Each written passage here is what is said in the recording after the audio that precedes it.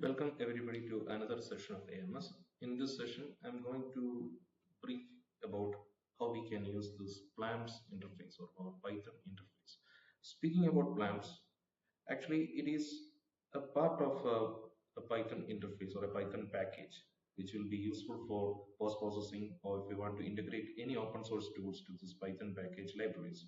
So we can use Python either through terminal or Jupyter notebook. So I will let you know that how we can work on this interface. So let me select ADF and one molecule from this database, a simple calculation. Let's see, it's taking some time, 1 minute. Yeah. So I'm just taking one phenol. I'm just selecting the phenol from the molecular database.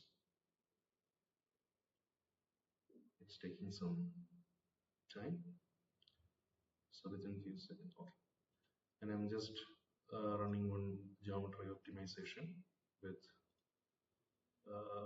GGA, generalized gradient approximation, and I'm just selecting a TSP, triple theta potential polarization, single polarization basis set, and I'm just uh, ex exporting from the file menu the PLAM script.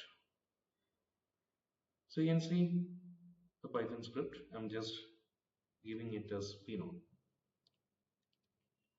and just saving it. So it has been saved, and now I'm going to the directory which I have already saved. So you can see the phenol Python file which I have just created, and now I'm going to this interface.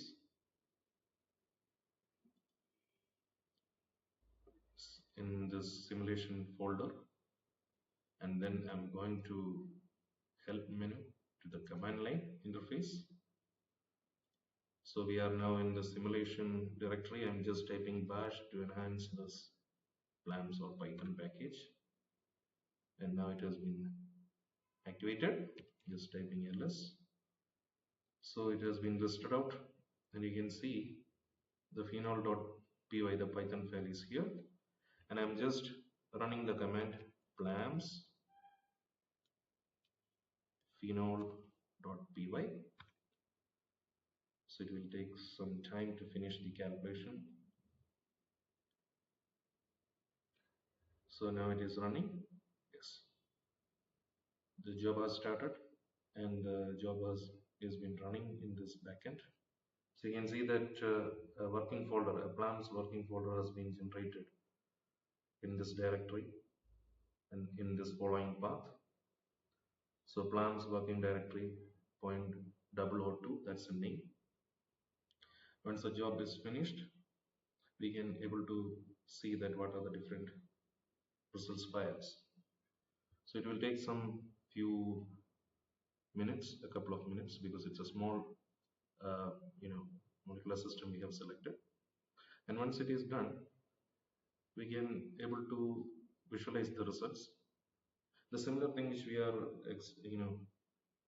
doing in this AMS input. So see, it has completed, and now we will close this directory,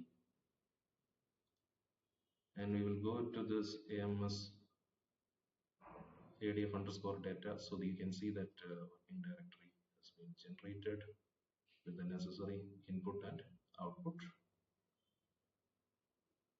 And so this is actually the AMS output file. I'm just opening it. It will take some seconds, and you can see how it has been generated.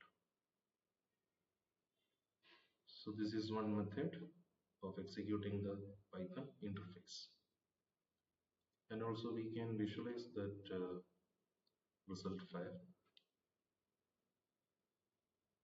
So yes, it is opening, and also 1 second, it is taking some. Yes, so if you can click on movie, it can see the output file in the visualizer. Okay, thank you.